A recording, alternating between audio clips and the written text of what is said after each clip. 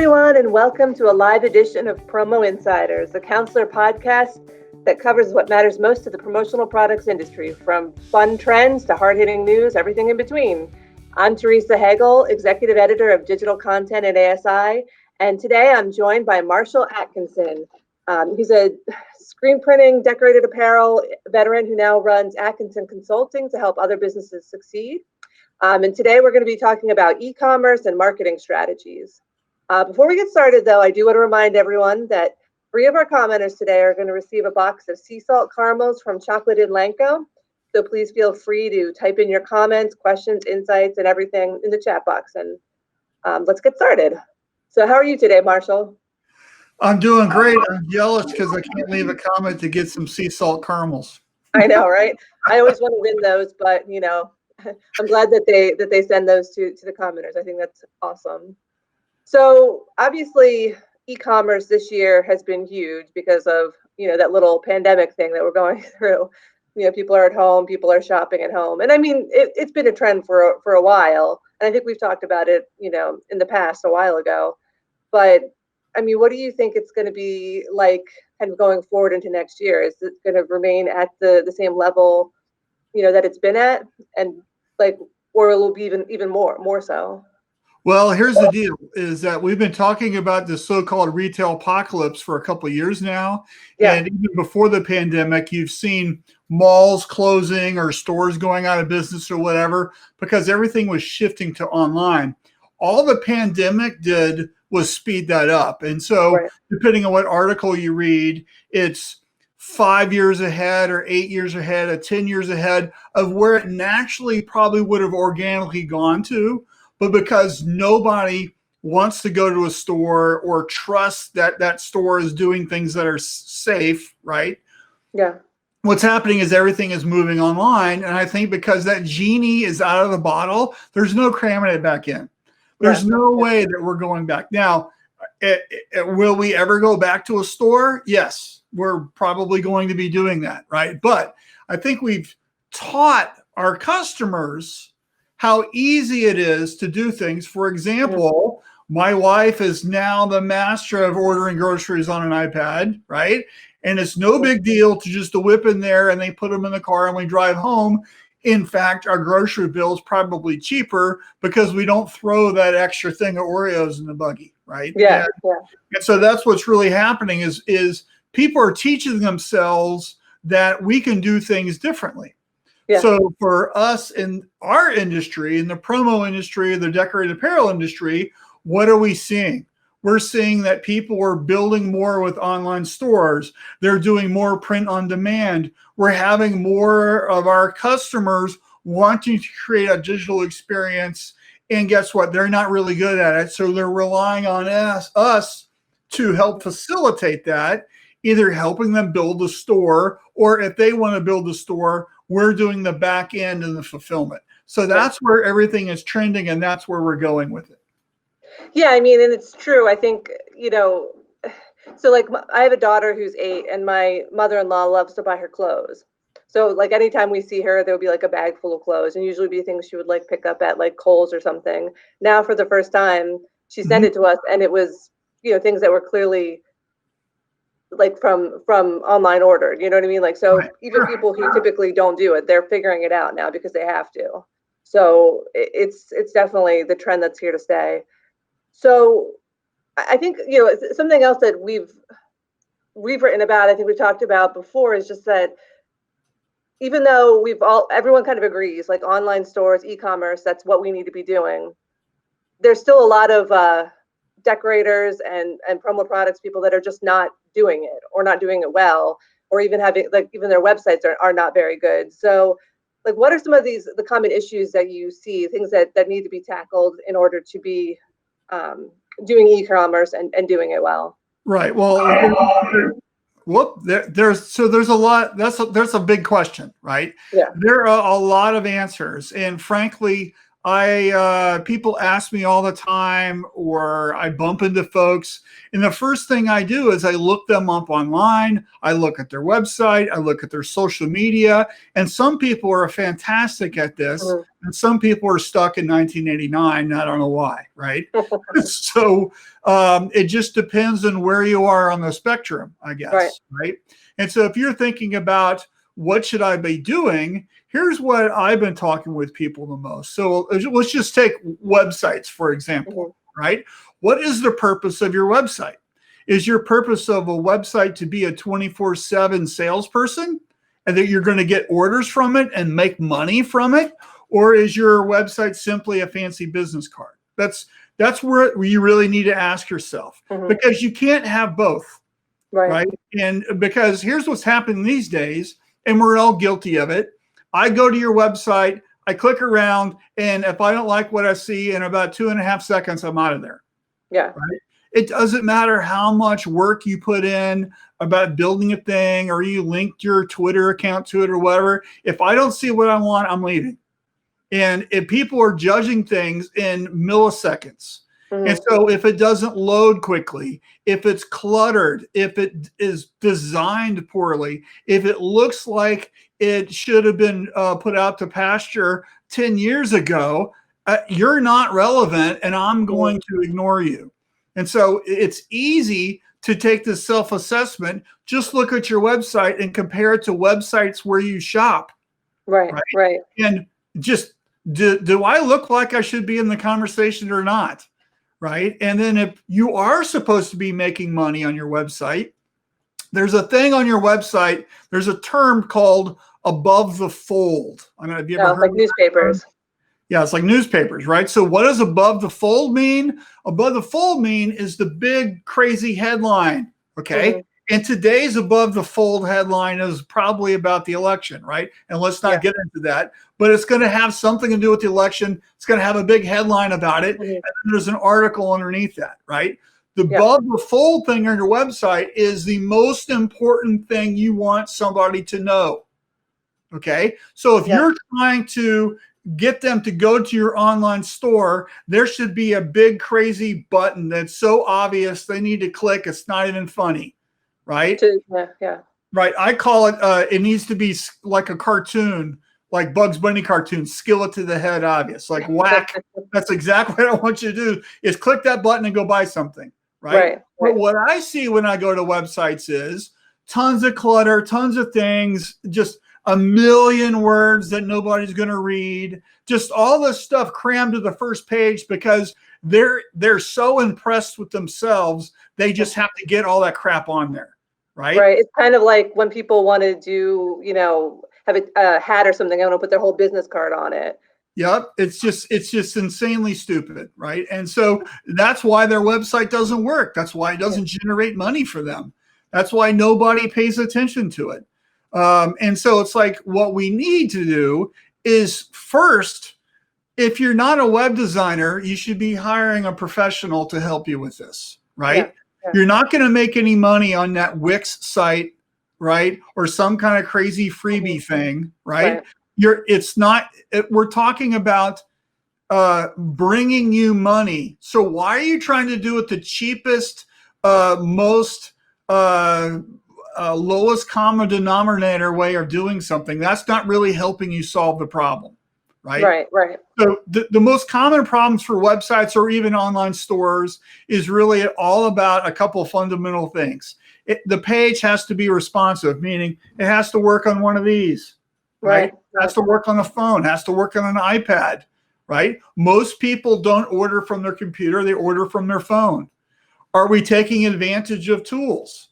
Like, for example, does it work with voice search, right? Most people right now go, hey, my phone's turned off, but it's a, hey, Google, find me this. And I ask the phone things all the time and it finds me stuff. So do you show up in that search, right? Are you participating in that? And then also let's talk about load speed, and let's talk about what is, do you have good images, or is it just the stock image that everybody else has, right? Are you giving people too many choices? Right. So like one of the reasons why as a family when we still went to restaurants. Why we didn't go to the Cheesecake Factory is because the menu is so crazy, nobody can decide to what to get. We'd rather just go to In-N-Out Burger because there's only 3 things to do, right? Right. And so that's true of your website. So you need to curate stuff so it's easier to use. And a big problem we have in the promo world is that they want to put every single thing you could ever possibly put a logo on the front page. Right. Right. I But mean, nobody wants to look at that cluttered, like, kind of catalog page. That's too much. You've been to those pages, right? Why not just put the top 2 things that are selling right now? Mm-hmm. Right? Why not put face masks and hand sanitizers? Right. Last year it was fidget spinners, right? Put the things that or pop sockets or whatever, put the thing that everybody's buying on the front, right? And then if you want more, they can click and they can find, they can do a search, right? Well, I think they're going to assume that you have all the stuff, right? They're going to assume that if you're a promo company, you're going to have access to all different kinds of stuff. So you don't need to show them that on the front page. Yeah, you can put, guess what? We got more, click, and that's what you take them to that destination. Okay. Right. But what we need is a better design, and you have to have it different than everybody else. Right. So what is your hook? What are you trying to do? Now let's talk online stores for a minute. Mm-hmm. So the purpose of the online store is to help curate something. So this could be a company store for employee uniforms. It could be a retail store for that restaurant or that bar. It could be a fashion brand. It could be a bunch of different things, but you're going to have some things in the online store, and print on demand is where everything is going. And you were asking me about the future. The future in this industry is digitally printed, is print on demand, it's order one at a time, because nobody has to stock the stuff, right? Yeah. The promo world uses contract printers anyway, right? Mm-hmm. No promo distributor worth their salt is actually doing the manufacturing. They outsource it to other people, right? There are contract printers that do print on demand that sync up to your online store. And as things are ordered, they're instantly printed in a day or 2 or 3 or whatever. It's on your way to your customer. And you don't have to keep all that branded merchandise for your customer on the shelf in your warehouse anymore. Right. It's all, there's so much back end support there. Yep, that's where this industry is going. And so what does that mean? That means lots of tech. That means really geeky, nerdy people figuring this stuff out for you. And there's people, believe it or not, Teresa, that do this for a living, right? And you can get this built for you right now. So that's where I think this industry is going. It's going digital. It's going print on demand. It's using stores, and there's plenty of great platforms out there: Shopify, WordPress, Inksoft, Printavo Merch, commonsku, whatever, that have online store platforms that you can build things for people, and that's the way it works, right? Yeah, and I think ASI, of course, has our ESP websites and custom websites and things too. So there's definitely all kinds of, depending on what you're interested in. I'm not making a sales pitch, of course, but there's all different kinds of things out there. You don't have to figure it out on your own. You just have to figure out what you want and who can get it for you or put it together. And the images are so important. The descriptions are so important. If you think about why you buy things, and I would suggest, if you're trying to, I'm an apparel guy, right? And so if you're trying to sell apparel, look through your favorite apparel magazine. What do you like? You like LL Bean, or you like whatever, right? Or Orvis, or you like Nike, or you like, look at how they do the photos. Look at what the descriptions are. Look at how they show things. Look at the images, especially. What are they doing? Are they showing the image flat on the floor, or are they showing it with somebody wearing it? Is there a video of somebody walking or moving or doing something with it, right? What are they doing, right? And then also I might look at how we're supporting that with videos, with social media, with all types of stuff, because it doesn't matter so much how crazy awesome your webpage, your online store is, if nobody ever looks at it. Right. That's so true. And we have a comment here from Austin Blaine Heath. And they say 100% Shopify's partner program has been a godsend for us. So yeah, some people already know about, Shopify and are using these things. Yeah, there's a fantastic company called Guten that helps Mhm. people with their Shopify stores find print on demand partners. Yeah. Okay. Um, they're one of my clients, so I'm giving them a Okay. shout out. Well, I think, something interesting, so we're talking about like websites. I'm actually surprised nowadays about how like a website can look so good. Like I've done like stories before where I'll like, reach out to someone because it was a story I did a while back about Moment merch. And that this guy was doing these like t-shirts about, I think it was like related to like sporting events. Something would happen and then he would make a t-shirt. And his website looked so good. And I assumed that this was like a big company. I assumed there were a bunch of people behind it. But then like I reached out to him. He's like, oh no, it's just me. It's just one guy. So it's interesting how having that really good like web presence can kind of, not that you're trying to trick people, but it can kind of like, give you that like air of respectability and, make you seem like you're much bigger, than you actually are Well, sometimes. yeah.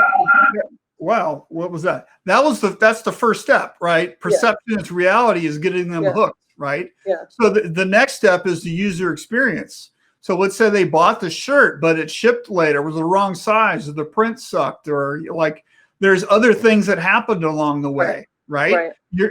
That's not going to drive the next sale, right? Right. So what we should be thinking about is, and then what else can we sell them? A third of all of Amazon's sales come from the people also bought, Mm.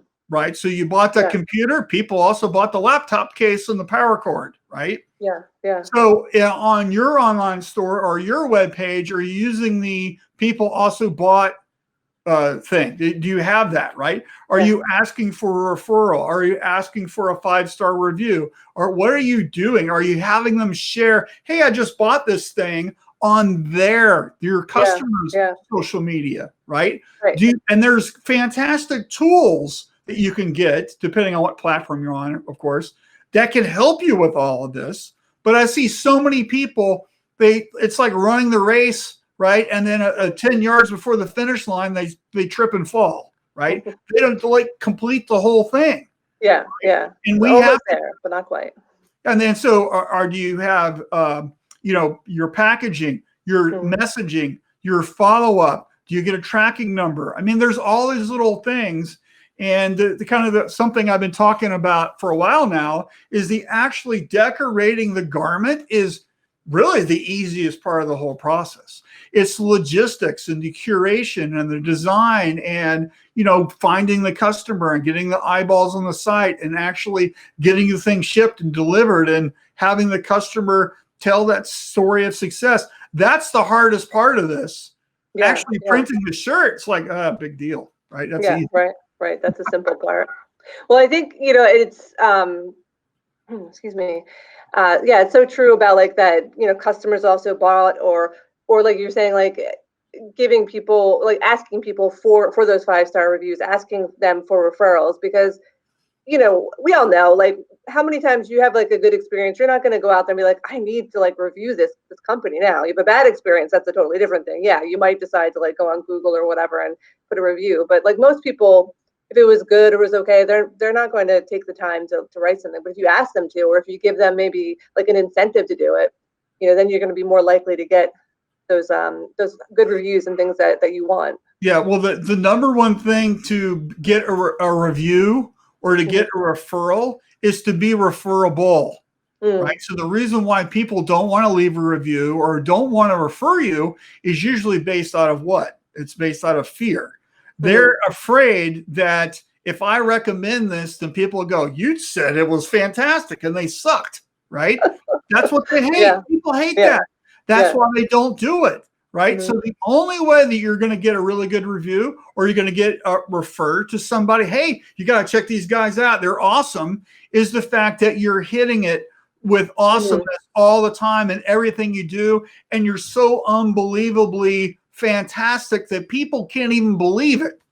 Right. That's the level that you need to be at. So if you take a hard look about how you do it, okay, that's so hard and it costs money. So if you're thinking about, should I ship this in this package, or should I do this certain thing or whatever? Okay. And you're cutting these corners all the time, right? How is that going to relate to that user's experience with using you? Right, right. So there's a cost of all this stuff, and it should be adding up into more referrals, more better reviews, all that kind of stuff. And so you really need to take a hard look at it. And I would suggest that you create a standard, right, process of how you do things. This is exactly with clarity. This is where we're going with this. This is what success looks like. This, and this throughout the whole process. And you map that out, and you don't just leave it to chance. You're constantly looking at it. You're constantly measuring. You're constantly getting the data and thinking to yourself, is there a way we can improve this?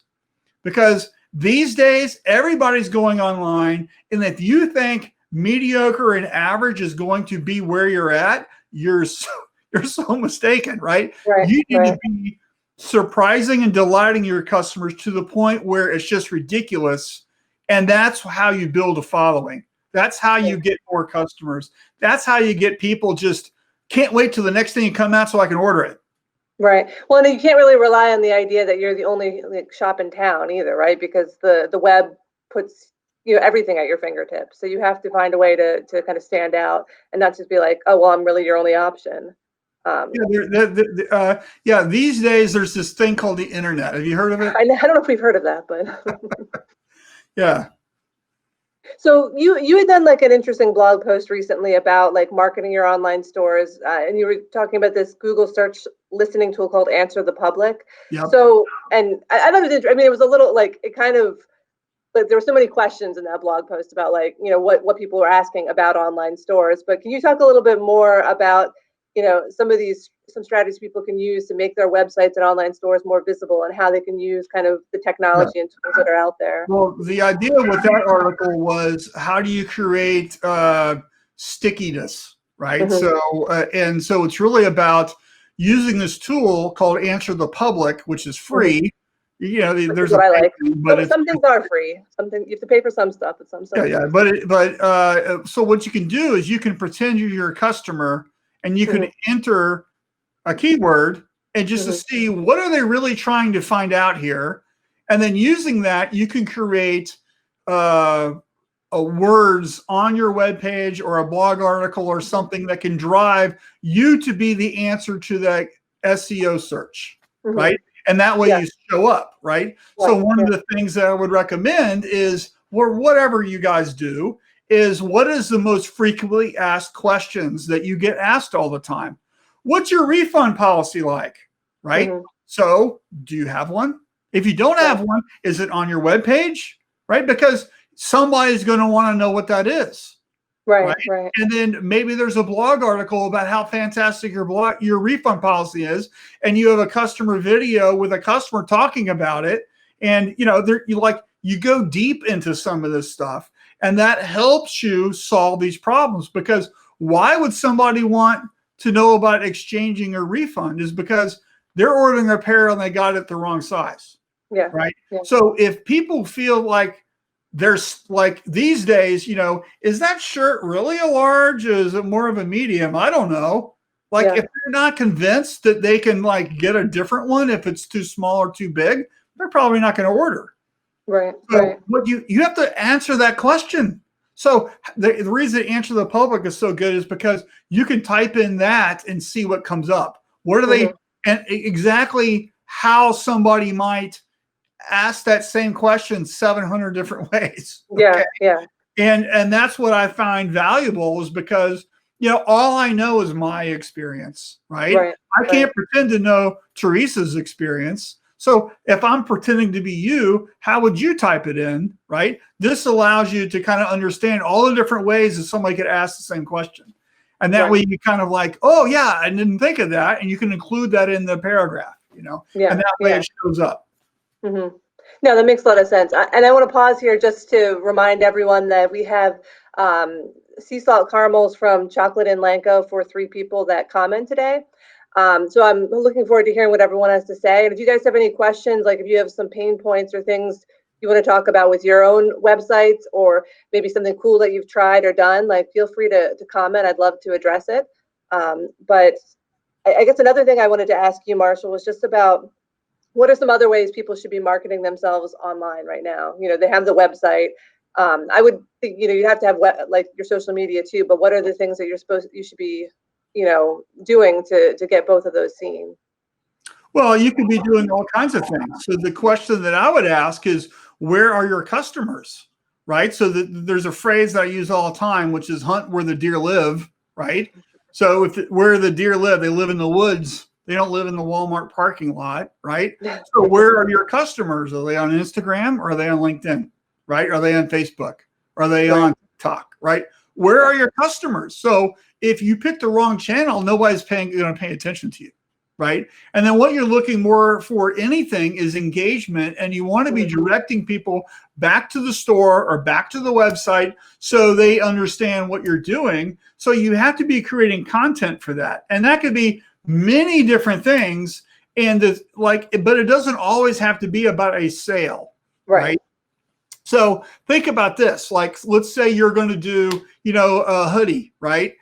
And you want to know, you want to advertise that you're doing a hoodie. You might do a social media post with a hoodie in blue and one in yellow with the same design on it. And you could say, hey, we're only picking one of these colors. Which one you like best?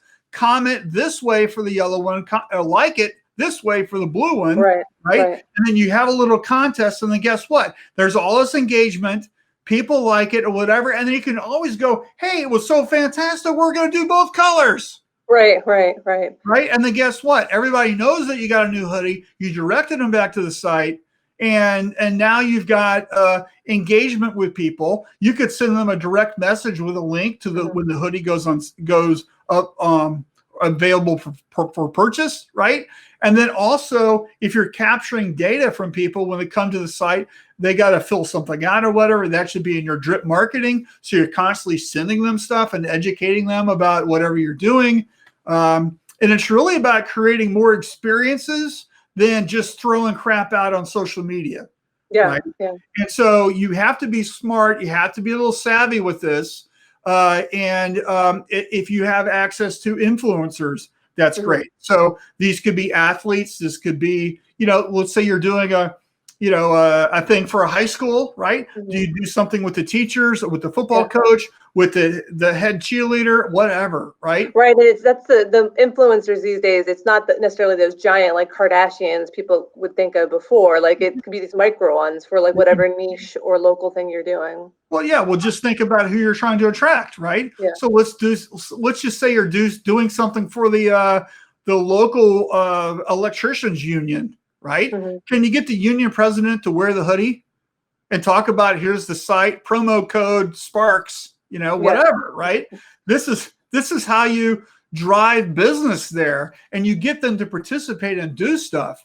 And just because you have an online store, I call it the fielded dreams theory. Well, if we build it, they will come. That is so far from the truth. It's not even funny, right? Yeah. You've got to send people there.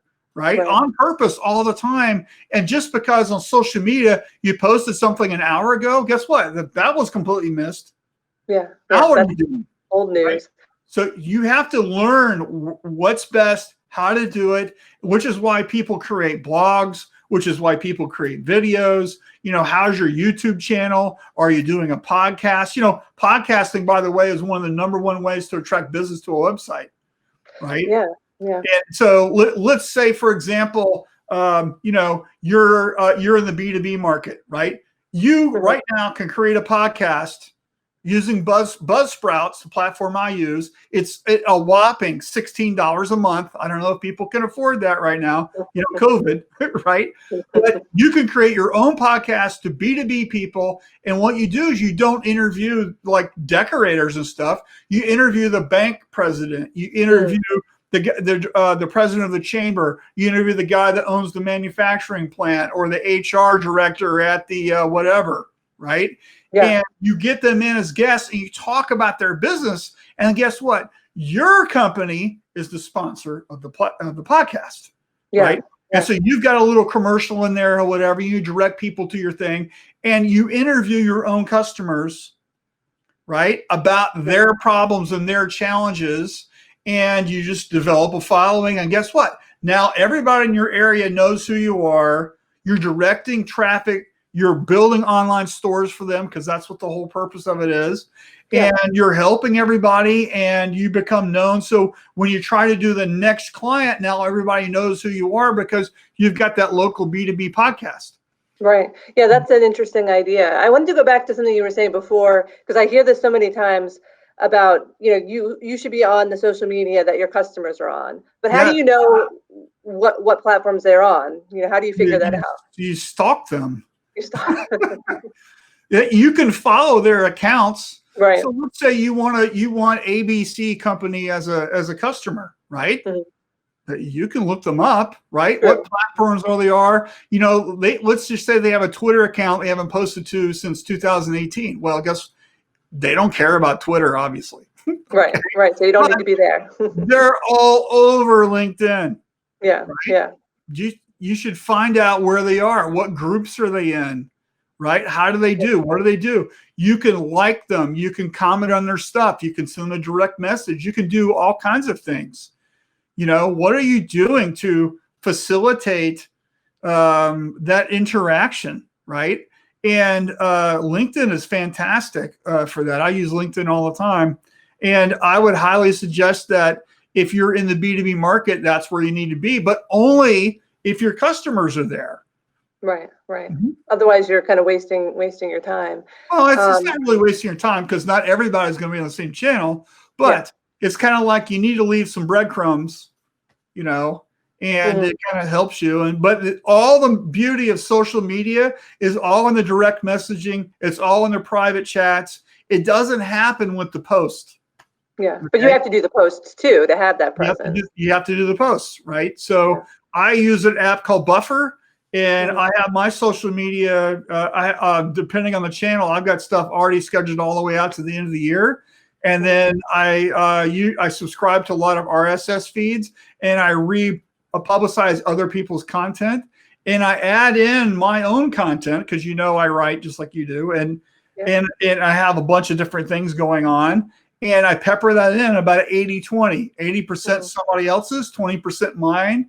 Because if I just constantly talked about myself, I'm that guy at the party that nobody wants to talk to, right? So I do a whole bunch of different things just to see what'll stick. And then somebody's going to leave a comment. Somebody's going to share it. Somebody's going to like it or whatever. And then I go, oh, who's that? Mm-hmm. And then that's my opportunity to send them a private message and go, hey, Teresa, thank you so much for sharing that. What was your biggest challenge with whatever the article is? Yeah. And then that's a better way than just like going into their direct messages without any kind of prompting. Yeah, exactly. And then that drives that conversation. Eventually you're like, so what do you do? Right. And that's your opportunity to talk. That's when you give the elevator pitch, right? Yeah. So. Yeah. You don't start out with it. You have to kind of work mm-hmm. your way to that. Yeah. Well, social media is about being social. Right. Exactly. I know it seems obvious, but I think sometimes people forget that. I don't know. Like you always see the people that all they post are, this is for sale. This is for sale. This is where, that's being ignored quicker than anything. It's the stuff that it's an interesting article you read or that book or that podcast or, just, whatever, right? Mm-hmm. That brings up the chatter, and then it's the social thing. Like at a cocktail party, you're talking about the same book. Hey, I just read this book. What'd you think? Oh, I thought this. That's really great. And you're not trying to be salesy. You're just trying to start the conversation so they can get to know you as a person. I know this is way off track with online stores, but if you're trying to get more businesses and more customers to allow you to create online stores for them, this is how you do it. Yeah. I mean, it's all like all the web stuff kind of becomes interrelated, I think, because if you can't just have an online store if you don't do all the other stuff. Right. So what about, I mean, like, obviously the retail apocalypse, I can't even say that word now, but, stores closing, real stores closing has kind of pushed online stores, and online shopping, further along than it had been. But obviously the world is going to start opening up again. Some places are, stores are open. what do you think the future is for, brick and mortar things? Is there, because I met, like, it's funny because, like, right before COVID hit, I had done like an article about experiential marketing and how, like, screen printing, at like events was going to be this, like, was this huge thing that everyone really liked to do. And then of course, COVID happened, and I'm sure that business took a big hit. So, yeah. But I mean, there is still something to be said for those in-person kind of experiences. People still want to be out and about. So how does retail fit into that? Yeah, as people, we want to get together with other people, and we miss it, right? I miss doing things, right? But do we have the trust that we need to go back into a store? No. Some people do, some people don't. It just depends on where you live and what's going on in your area, right? More than anything. But I think that, sooner or later, we're going to get back to going into stores and doing some things. When is that going to be? I don't know. Next year? I think this year for holiday, I mean, you have a daughter. Are you going to the store to go shopping, or are you going to do it all online? I mean, that's like where we are right now. Yeah. Right. And in the meantime, before we get to where the future is going to be, we have to survive right now, which is really building online stores. But I also know that even when we are going to go back to being in a store, because I like to browse, I like to see what's going on, I like to touch and feel things, and everybody likes doing that. But we all like the convenience of a web page or ordering from a phone too, right? So I really think if you invest in a better online experience, right, you can't go wrong, because people are still going to want to do that. They're also going to want to cross shop, where maybe they're in a store and they like that, and they'll Google it on their phone, and oh, it's $10 cheaper over here. Click. Yeah. And Best Buy had that big problem. That was a big problem with the showrooming. Showrooming, right? So it's like one of these things where, what are you doing, right? And how are you resolving that? So how does that work for our industry? Our industry is all about driving better experiences and helping people solve problems anyway, right? So what we have to do is we have to educate ourselves on how we can build a better experience, or how we can do the fulfillment for that customer, how we can ramp things up and do things. I still think we're going to have people working from home, even when everything opens up, because people just discovered, man, I don't need that 35-minute commute. Oh yeah. Right. That was an hour and I don't miss it. I've already converted my bedroom into an office. I'm not going back, or I'm only going back on Wednesdays. Right. And so what's going to happen is there's still going to be a need for employers to create that culture. And that's going to happen with swag boxes and stuff. Still, you're still going to want to ship stuff to people, still going to want to keep people happy after an event, or, whatever.